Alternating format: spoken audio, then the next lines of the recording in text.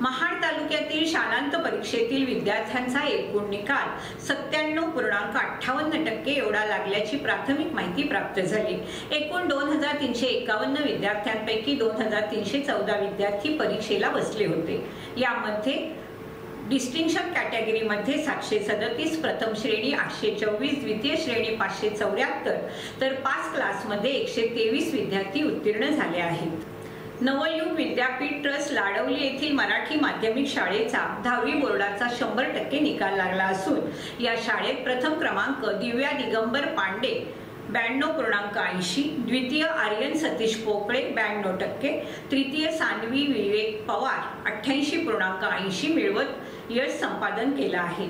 संस्थेचे अध्यक्ष ॲडव्होकेट रणजित सिंह जाधवराव, सचिव श्रीकांत सहस्रबुद्धे, विश्वस्त अश्विनी राजे रणजित सिंह जाधवराव, श्री कल्पेश पटेल, प्रकाश कोळवणकर, प्रशांत दरेकर, प्रशासन अधिकारी, माध्यमिकचे मुख्याध्यापक मनोहर पाटील तसेच इतर सर्व शिक्षक आणि शिक्षकेतर कर्मचाऱ्यांनी यशस्वी विद्यार्थ्यांचं अभिनंदन केलंय।